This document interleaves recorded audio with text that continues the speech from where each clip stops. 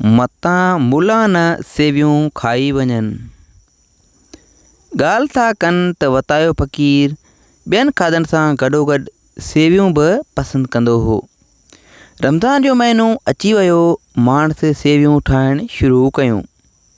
माउ खे वताये फ़क़ीर सॾे चयो त अम्मा, ख़्यालु अथमि त रमज़ान जी 27 तारीख़ ते आउं बि रोज़ो रखां ऐं तजी राति जो जेकी मस्जिद में सेवियूं अचनि थियूं से बि वञी खावां ऐं उहो रौशो बि ॾिसां त कीअं अची रोज़ा था सेवियुनि ते मरियो मटि थियनि। माण्हू चयो, भाउ पंहिंजी मानी बि खणियो वञिजां, ईअं न वञिजां जो मतां माण्हू वरी ईअं चवनि त वतायो रुगो सेवियूं खाइण लाइ आयो आहे। सो 27 राति बि अची वई, माण्हू मानी पचाइण लॻी, वतायो वेठो हो। संस माण्हू अञा अटे खे साफ़ु कयो ऐं मानी पचाइण जी शुरूआति कई त मथां ॿांग आई।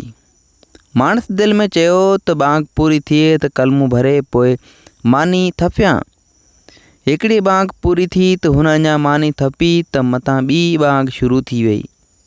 वरी हुन लाइ तरसी पई त मथां टी ॿांग आई ऐं ईअं ई हुनजी माण्हू देरि कंदी रही। वताये माउ खे चयो त इन्हनि ॿांगनि खे ॿुधणु छॾे ॾे ऐं तूं मानी पचाए। तूं उन्हनि खे हण ढंढ में, मानी पचाए न त सेवियूं पुट खाई वेंदा। पर माण्हू ॿांगनि ॾांहुं ध्यानु ॾींदी रही ऐं वतायो नेठि डोड़ंदो वञी मस्जिद में पहुतो। जमायतुनि सां रोज़ो खोले सवेनि खे लॻी वियो ऐं सभिनि खे सुठो रेड़ो ॾिनई ऐं उते चयाईं त अम्मा जे चवण ते लॻा हा त अॼु मुला सेवियूं खाई वञनि हा ऐं आउं रुगो दोतल थां अची ॾिसां हा। उमेदु आहे त हिन किसे जो मक़सदु तव्हांखे सम्झ में अची वियो हूंदो। वधीक वीडियो जे लाइ असांजे चैनल खे सब्सक्राइब कंदा।